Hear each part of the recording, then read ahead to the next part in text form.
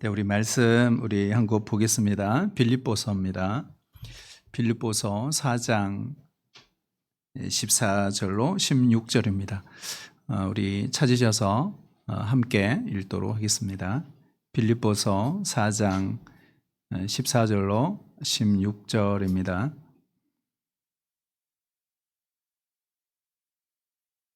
같이 읽을까요?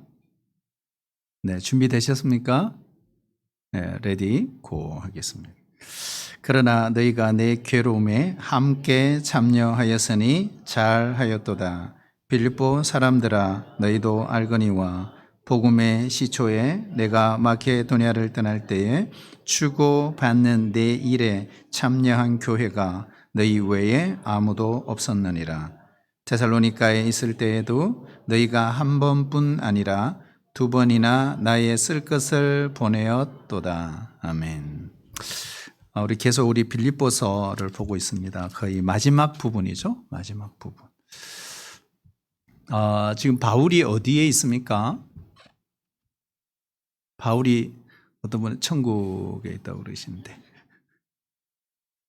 빌립보서 이 상태에서 어디 있죠? 로마 감옥에 있죠. 로마 감옥. 그러니까 로마 감옥에 있는 상태인데 빌립보 교회 성도들이 헌금을 거두었어요. 그러니까 감옥 안에 있는 바울을 찾아왔으니까 우리는 헌금이라 하지만 또 영치금 이렇게 볼 수도 있습니다. 그렇죠? 그걸 받고 에바브로디도를 통해서 다시 편지를 보내면서 너무너무 기뻐해서 이렇게 이 글 속에 기록을 했구나 하는 걸 우리가 알 수 있습니다.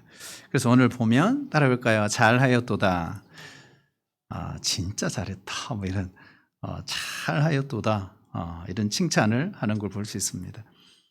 우리가 지금 지도를 보시면 이제 스크린에 지도는 뜨지 않습니다만은 지도를 보시면 우리가 일단 우리 전도 여행 이 사도 바울 3차 전도 여행 공부를 할 때 다 지도를 보긴 했지만 드로아에서 하나님의 음성을 듣고 그렇죠? 유럽으로 건너갑니다. 그래서 네아폴리를 거쳐 가지고 첫 관문, 유럽의 첫 관문이 어디죠? 빌립보. 그죠? 빌립보 교회 개척. 언제요? 2차 선교 여행 때입니다. 전혀 계획에 없던 일이 진행이 되었어요. 누가 하신 거예요? 성령님. 그러니까 바울은 자기 나름대로의 선교의 스케줄, 계획을 짰지만 하나님은 전혀 다른 계획을 갖고 계셨다. 그리고 빌립보 교회 개척. 그리고 그 밑에 내려오면 무슨 교회가 있죠? 데살로니가 교회 개척. 이렇게 하죠. 그리고 아가야 지역으로 남쪽으로 쭉 내려오면 고린도. 아가야 어디? 고린도. 고린도 교회 개척. 그래서 바울은 2차 선교 여행을 통해서 새 교회를 개척하죠. 2차 선교 여행의 열매. 빌립보, 데살로니가, 고린도 교회 개척입니다. 그런데 오늘 본문에 읽었지만 이 빌립보 교회가 너무 귀한 교회였어요. 그래서 이 유럽의 첫 관문이었던 빌립보 교회가 바울이 선교를 할 때 계속해서 옆에서 물심양면으로 도와주었던 교회입니다. 그래서 잊을 수가 없어요. 그래서 오늘 본문에 보면 그죠? 15절에 보면 빌립보 사람들아 너희도 알거니와 복음의 시초. 그러니까 이 마케도니아 지역이거든요. 빌립보, 데살로니가 이 지역, 북쪽 지역을 마케도니아라고 하는 지역입니다. 크게 그렇게 불러요. 그 복음이 처음 들어올 때 그리고 내가 마케도니아를 떠날 때가 언제일까요? 바로 아테네를 내려갈 때 그리고 아가야 고린도로 갈 때 이 말이죠. 주고받는 내 일. 그러니까 복음을 주고 또 빌립보 교회들이 바울에게 주었던 것이 있었다. 그렇죠? 그리고 거기에 참여한 교회, 너희 교회 위에 아무도 없었다. 그리고 데살로니가에 있을 때에도 너희들이 2번 정도 나의 쓸 것을 보내어 주었다 하면서 이렇게 감사의 표시를 하고 있습니다. 다시 한번 볼까요? 잘하였도다. 잘하였도다. 이렇게 이야기하는 잘하였도다. 네. 우리가 신앙생활은 눈에 보이지 않는 하나님을 믿는 것입니다. 그러다 보니 신앙생활을 어떻게 생각하느냐 하면 되게 주관적으로 생각하고, 그리고 믿음은 보이지 않는 것이고, 이렇게 많은 생각을 했습니다. 저도 한때 그런 적이 있습니다. 하지만 눈에 보이지 않는 하나님을 믿지만 정말 바르게 신앙생활하는 사람들은 눈에 보인다. 한번 따를까요? 믿음은 구체적이고 객관적이고 사실적이고 눈에 보입니다. 우리가 많은 경우 믿음이 어떻게 보여? 그렇죠? 하나님과 나와의 관계인데, 여러분 절대로 그렇지가 않습니다. 우리가 제대로 믿는지 그것은 실제적이고 구체적인 검증을 할 수 있습니다. 예를 들면 사람과의 관계에서 검증이 가능하죠. 그리고 가정생활을 어떻게 하는지 우리가 볼 수는 없지만 검증이 가능하죠.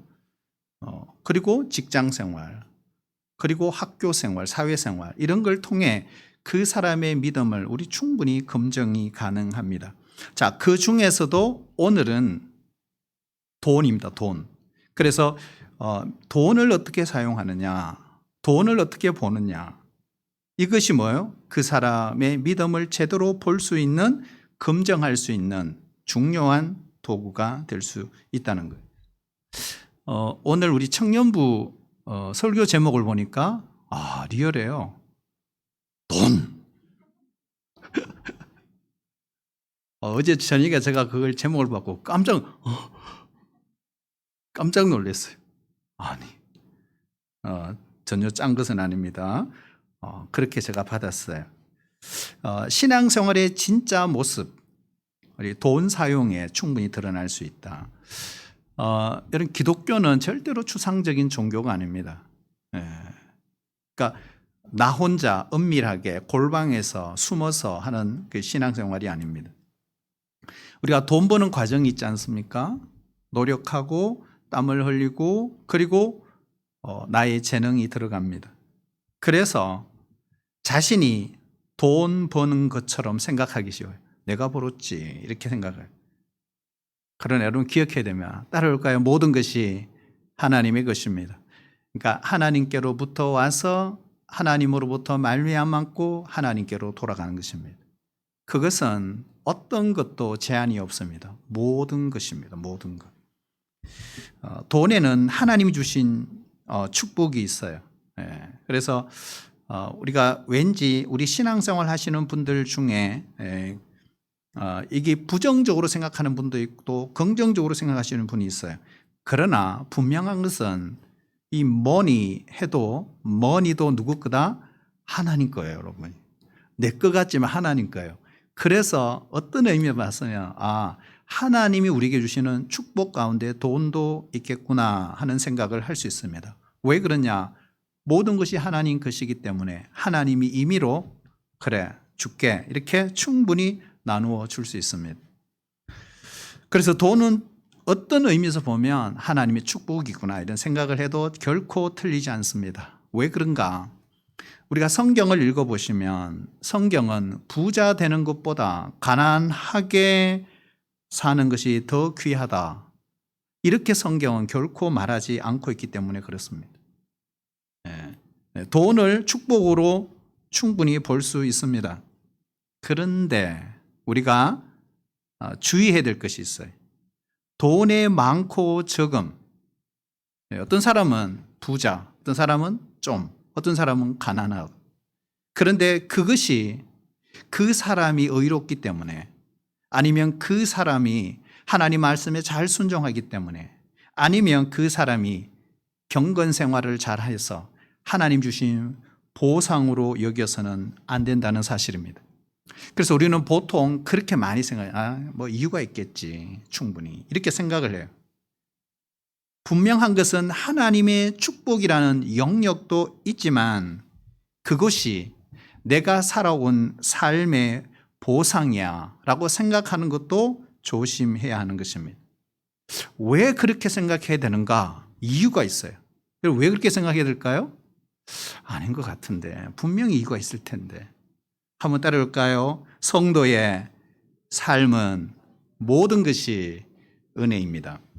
자, 여러분 예를 들어서 내가 열심히 했기 때문에, 내가 이렇게 살았기 때문에, 내가 이런 재능이 있기 때문에, 예? 내가 이렇게 했기 때문에, 이렇게 했기 때문에 이런 결과가 와서 이렇게 하면 내가 하나님 앞에 신자로서 은혜를 적용할 곳이 없습니다. 여러분, 은혜라는 뭘까요? 우리가 알듯이 자격 없는 자에게 주시는 하나님의 선물이잖아요. 그렇다면 돈도 뭐예요? 선물이죠. 돈도 은혜인 것입니다.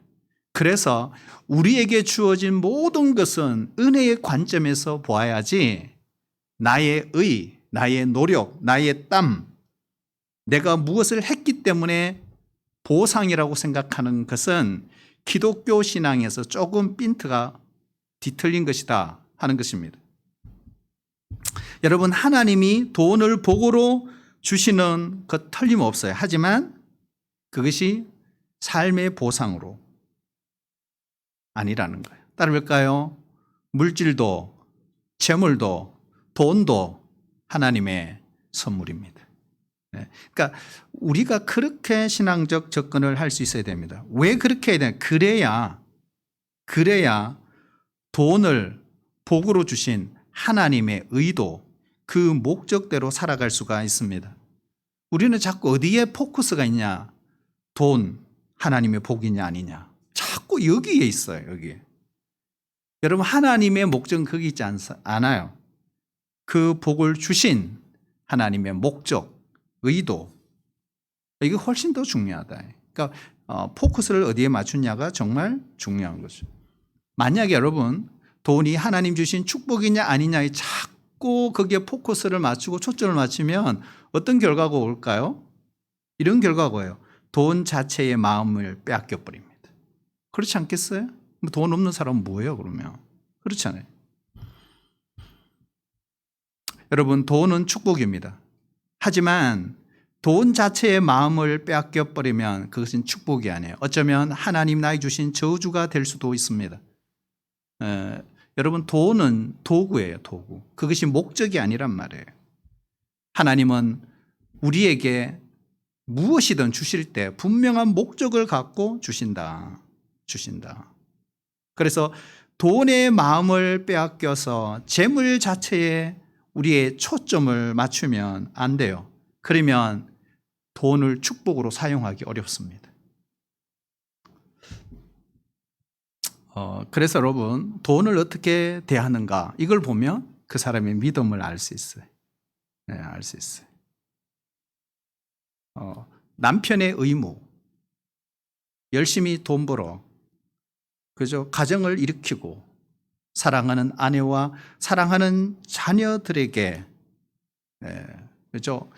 이번 달보다 다음 달, 다음 달보다 그 다음 달 더 많은 돈을 줘서 행복하게 살게 하는 것, 이것이 남편의 역할이지. 이렇게 생각하고 열심히 돈만 번다면 그 가정은 결코 행복한 가정이 아니에요. 왜 영적 가장으로서 아내와 자녀들의 영혼을 돌볼 줄은 모르고 결정적인 그 시간을 그냥 보내고, 그건 직무유기예요, 직무유기. 예. 여러분, 남편은 돈 버는 기계가 아니에요. 그런데도 우리는 이상하게 돈을 벌어 오는 것을 굉장히 중요하게 생각합니다. 왜 그럴까? 자꾸 돈에만 초점을 맞추니까 그래. 그래서 나도 모르는 사이에 이 돈을 은혜라고 여기지 않습니다. 여러분, 다 은혜입니다. 예. 나에게 100원이 들어왔든 1000원이 들어왔든 100만 원이 들어왔든 다 은혜입니다. 그 돈을 가지고 자기 자신을 의지하지 않게 됩니다. 그러니까 돈을 의지하지 않게 돼요. 돈이 은혜라는 사실을 믿으신다면 돈을 의지하지 않게 된다는 사실입니다. 내가 재능이 있어 탁월해서가 아니에요. 그렇게 해서 돈을 모은 게 아니에요. 자꾸 그렇게 생각하다 보면 나도 모르게 내 마음속에 교만이 스물스물 들어옵니다. 마음이 교만하면 어떻게 될까요? 다른 사람에 대해서 무정하게 돼요. 그런 일이 벌어집니다. 왜요? 자기 의가 강해지니까. 그래서 이웃을 대할 때 바르게 대할 수가 없어요. 그런데 우리 주님께서 사람을 대할 때 이렇게 대하기를 원하셨어요. 빌립보서 2장 3절을 보면 따라 볼까요? 자기보다 남을 낮게 여기고. 자, 자기보다 남을 낮게 여기고, 이것이 우리 주님이 기대하시는 마음이에요. 영적으로 바르고 우리가 건강한 생활을 하는 자리에 있을 때 항상 우리의 초점은 나보다 남을 귀하게 여깁니다. 그리고 상대를 더 가치 있게 봅니다. 그것이 바로 예수 믿는 사람들의 마음이 되어야 합니다. 우리가 이제 자본주의 사회에 살다 보니까 우리 현대인들은 사람을 어떻게 평가하느냐 하면 물질로 평가해요. 물질. 돈으로 평가합니다. 그래서 사람을 또 높이기도 하고 그래요. 그러다 보니까 자꾸 우리 마음을 거기에 빼앗기게 되는 것입니다. 내가 남들보다 훌륭한 것처럼 그렇게 생각하는, 그래서 남을 무시하게 되고 결국 그걸로 도덕적 타락에 빠지게 되는 것이 돈의 위험성이라는 사실입니다. 이런 구약의 이스라엘 백성들이 이곳에서 실패한 거예요. 하나님이 축복하고 번영, 부흥을 주시자 그들은 망해버렸습니다. 그래서 하나님이 주신 복을 받자 본질을 잃어버린 거예요. 여러분, 하나님이 우리에게 무엇을 주시든 본질을 잃으면 안 돼요. 그러니까 하나님이 그걸 주셨다는 사실을 내가 믿으신다면 그 하나님, 그 신령한 것에 더 사모해야 됩니다. 그렇지 않습니까? 그런데 이거는 다 잃어버리고 자꾸 뭐예요? 봉다리에만 관심이 있어요. 돈의 마음이 빼앗겨요. 그래서 물질이 우선순위가 되는 거예요. 그러다 보니 영혼이 메마르고 영혼이 둔해지고 심령이 거칠어지는 이런 일이 벌어지는 거예요. 그러다 보니까 자꾸 신자들도 어때요? 그런 것으로 나도 모르게 사람을 평가하는 어리석은 일들을 하기 시작합니다. 그렇다면 성도 여러분, 성경이 가르치는 물질에 대한 성도의 자세, 물질을 어떻게 해야 될까? 그러니까 성경은 모아라 이렇게 말한 적이 없어요. 성경 어디에 봐도 성경의 특징이 있어요. 소유하고 쌓아두지 말라. 이게 성경의 특징입니다. 그러니까 소유하고 쌓아두지 말라. 그럼 어떻게 하라는 거예요? 잘 사용하고 나누어라. 이렇게 이야기하고 있어요. 왜요? 물질은 내 것이 아니니까. 하나님 주신 선물이고 축복이니까. 그래서 이 돈을 잘 쓰는 것이 뭐예요? 하나님이 물질을 주신 의도입니다. 목적입니다. 그걸 알고 하나님의 마음이 있는 곳에 물질을 흘려 보내야 한다. 이것이 뭐예요? 크리스찬의 물질관이에요. 우리가 누가복음 12장에 보면 예수님이 어느 날 비유로 이렇게 말씀하셨어요. 어리석은 부자에 대한 비유를 말씀하신 적이 있어요. 내 영혼아, 여러 해 쓸 물건을 많이 쌓아두었다. 이제는 평안히 쉬고 먹고 마시고 즐기자. 이렇게 했어요. 여러분, 이 부자가 왜 어리석은 부자일까요? 왜 그럴까요? 바로 이 부자의 모습은 세상의 전형인 것입니다. 세상이 그렇게 산다는 것. 여러 해 쓸 물건을 쌓아두고 평안히 쉬고 먹고 마시고 즐기자. 이게 바로 세상이 가르치는 방식이지 않습니까? 세상의 전형. 그런데 그런 세상을 향해 우리 주님이 하신 말씀이 있어요. 우리 예수님이 어떻게 말씀하셨어요? 이렇게 말해요. 어리석은 자요. 이렇게 했어요. 어리석은 자요. 오늘 밤 내 영혼을 도로 찾으리니 네가 준비한 것이 누구의 것이 되겠는가? 자기를 위하여 재물을 쌓아두고 하나님에 대하여 부요하지 못한 자와 이와 같으니라. 그러니까 자기를 위해서는 많이 쌓아두었다는 것. 하지만 하나님께 대해서는 어떻게 해요? 부요하지 못한 자다. 재물이 쌓여 있어요. 소유가 넘쳐요. 넉넉해요. 그러나 하나님께는 전혀 쌓여 있지 않다. 이렇게 말합니다. 그래서 그 재물을 붙들고 평안하다, 쉬자, 먹고 마시고 즐기자, 행복하자. 이렇게 말하는 자를 향해 예수님은 어리석은 자요. 이렇게 말해요. 그럼 어떻게 하라는 거죠? 어떻게 해야 되는 거예요? 왜 세상 사람들은 자꾸 재물을 쓰려 하지 않고 모아두려고 할까? 여러분 이런 생각 해보신 적 있어요? 왜 베풀고 나누지 않고 계속 소유하고 쌓아두려고 할까? 여러분 왜 그렇다고 생각하세요? 왜 그럴까요? 저는 은행에 있는 것이 아무것도 없습니다. 왜 그럴까요? 왜 자꾸 쌓아두려고 그럴까요? 저는 두 가지로, 크게 보면 두 가지로 생각합니다. 왜 쌓아두는가? 원할 때 마음껏 쓰려고. 맞나요? 내가 쓰고 싶을 때 마음껏 쓰려고. 근데 그것만 아니라고 생각해요. 이거죠. 따라할까요? 생명, 안전보장. 자, 생명, 안전보장. 이게 뭘까요? 하나님 없이도 내 삶을 안전하게 보호해 줄 수 있는 것이 뭐다? 재물이다. 그래서 쌓는 거예요. 그런데 우리 주님께서 그래서 경고하신 말씀이 있어요. 하나님과 재물을 겸하여 섬기지 못하느니라. 선택해라. 생명 안전 보장을 하나님께 의지할 것인지 아니면 생명 안전 보장을 물질의 재물에 의지할 것인지 선택하라.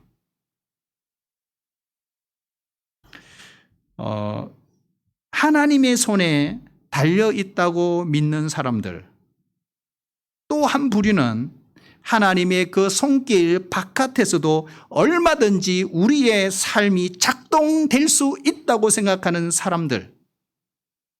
예? 이것이 뭐예요? 바로 이것이 불신앙이잖아요. 이 불신앙은 창세기부터 시작됐어요. 창세기 4장에 보면 가인과 아벨의 사건이 나와요. 어느 날 가인이 아벨을 죽였습니다. 그리고 그가 했던 일이 있어요. 도망가죠.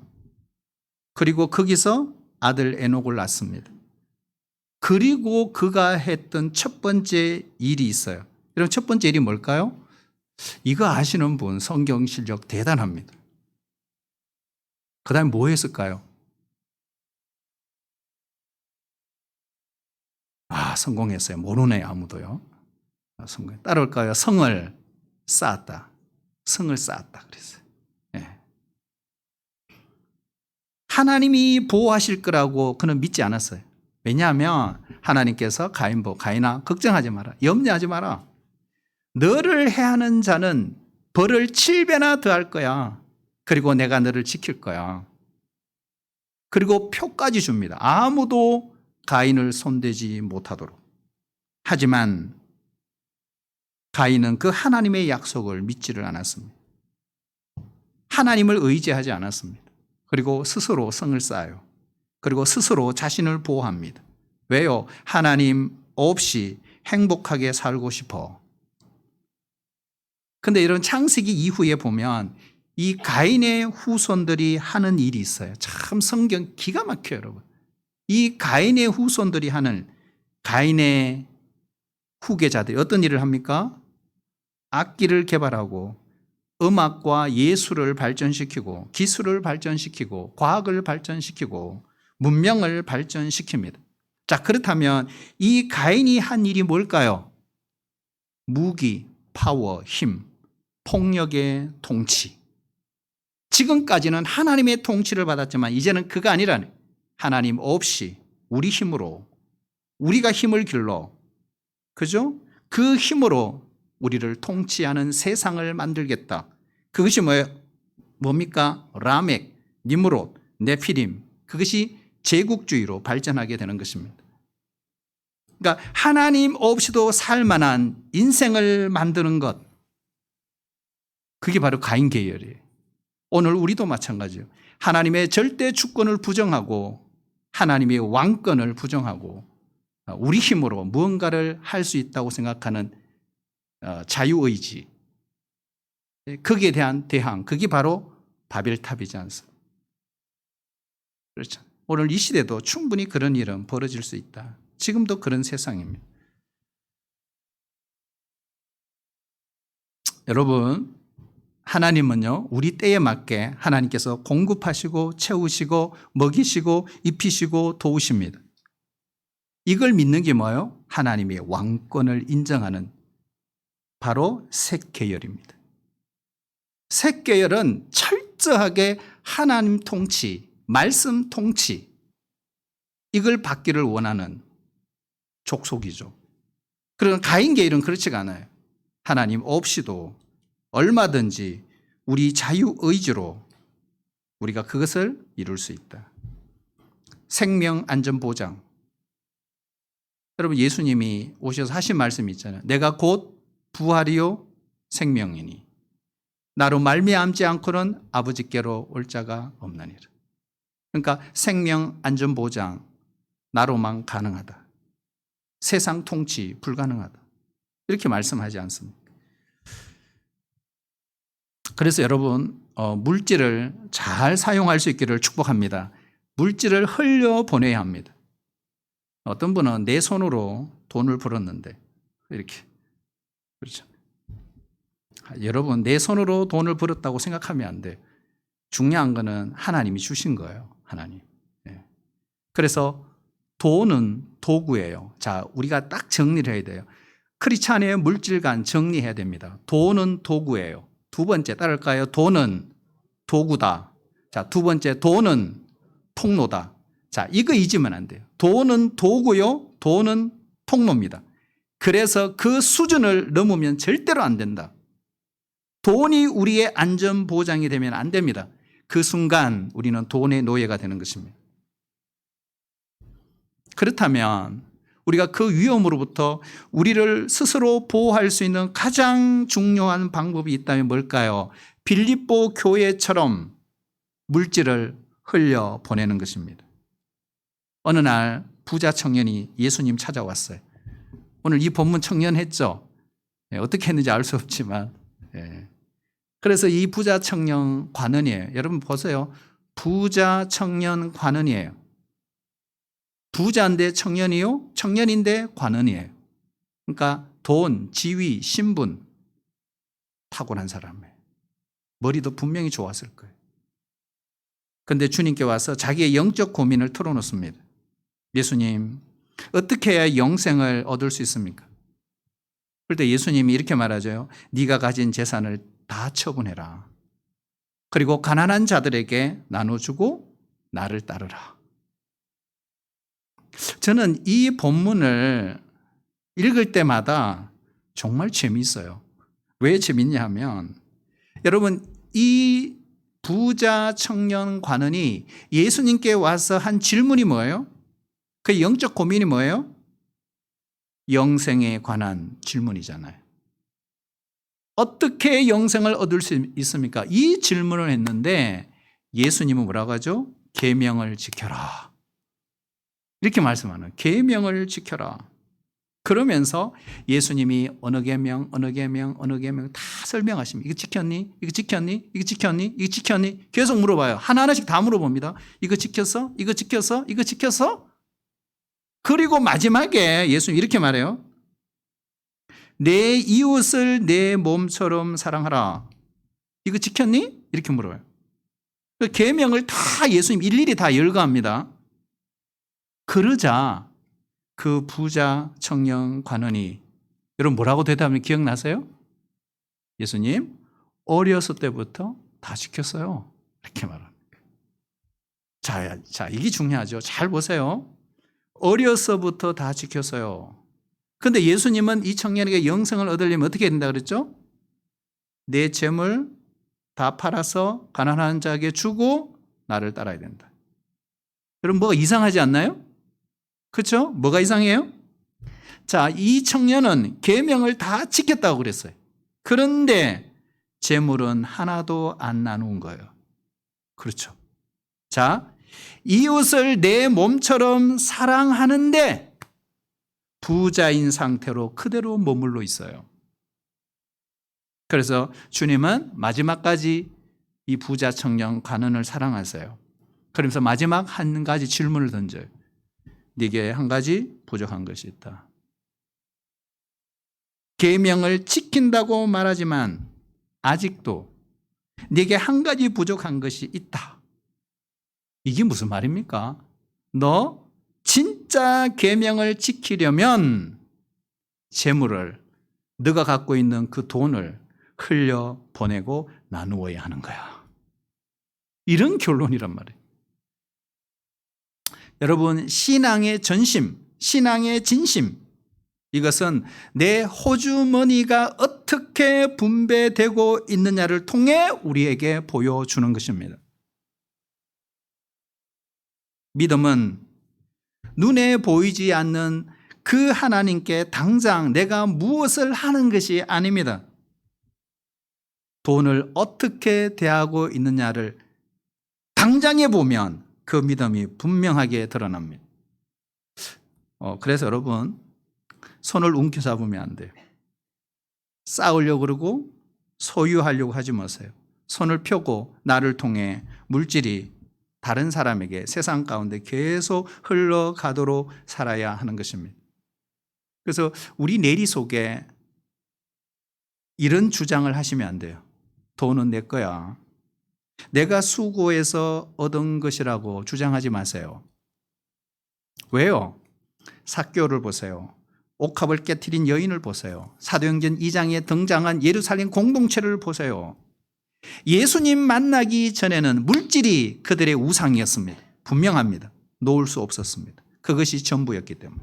그런데 주님을 만나고 복음을 깨닫고 알게 되자 그들은 물질을 내려놓습니다.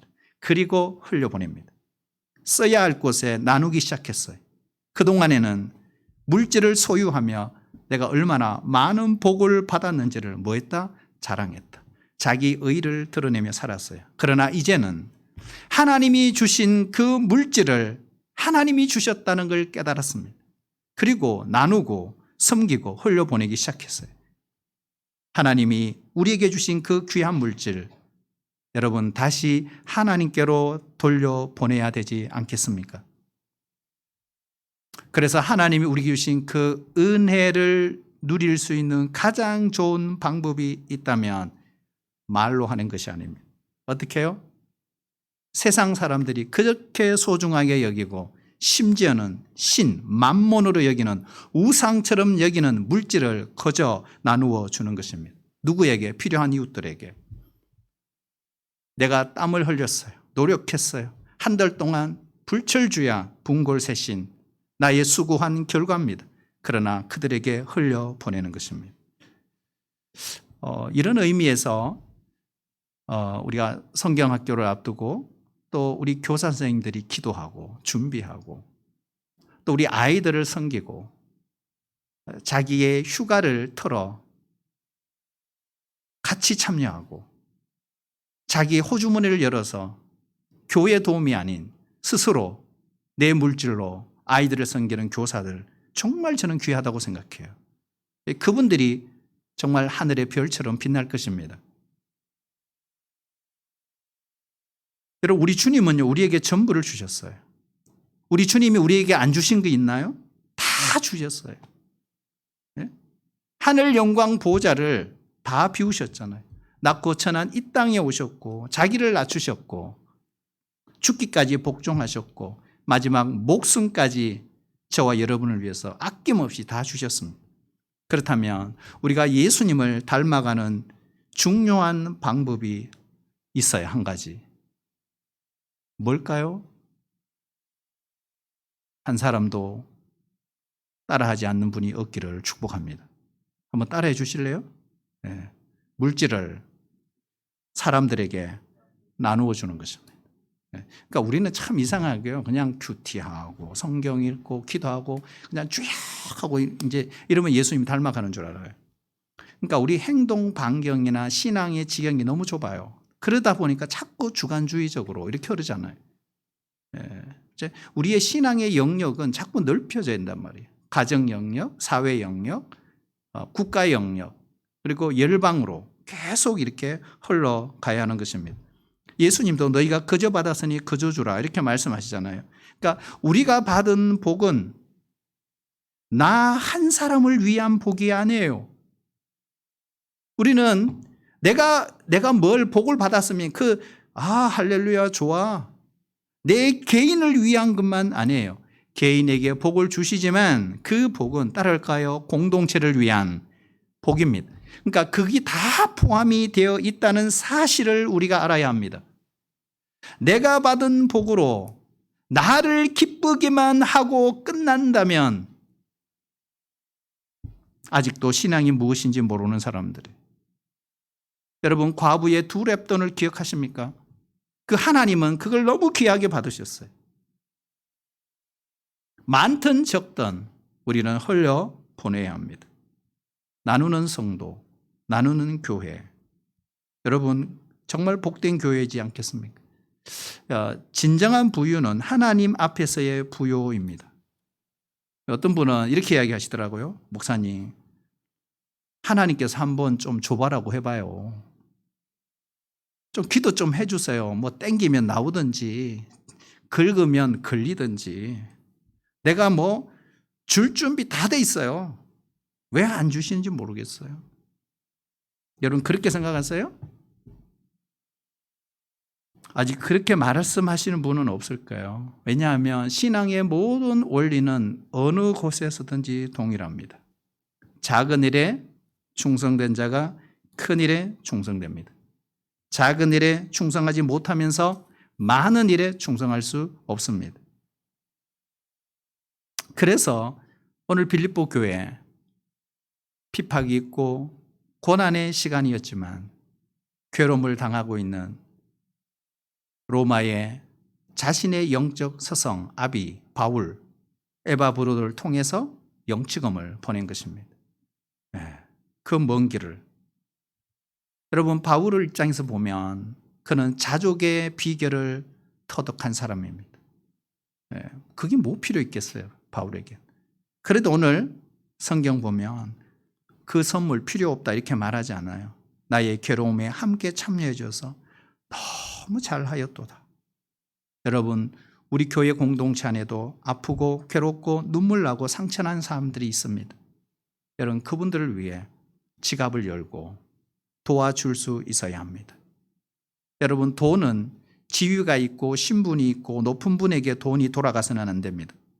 돈은 누구에게 줘야 한다고요? 가난하고 아프고 상하고 괴로운 사람들에게 흘러가야 합니다. 요즘 아이들의 꿈이 뭔지 아세요, 여러분? 아이들의 꿈. 아이돌? 옛날 이야기예요. 아이돌, 유튜버. 근데 여러분, 요즘에 많이 바뀌었대요. 아이들의 꿈, 따를까요? 돈 많이 버는 거. 그러니까 아이들의 꿈조차도 돈 많이 버는 거, 돈이 우상이 된 시대입니다. 우리도 이 말씀 생각하면서 여러분 늘 지갑을 열고 살자. 그리고 예수 믿는 산 증거입니다. 우리의 삶이 내 믿음이 그렇게라도 몇 프로라도 가난한 자를 위해 선교사를 위해 고통당하는 이웃을 위해 흘려보낼 줄 알아야 합니다. 진짜 신앙인이죠.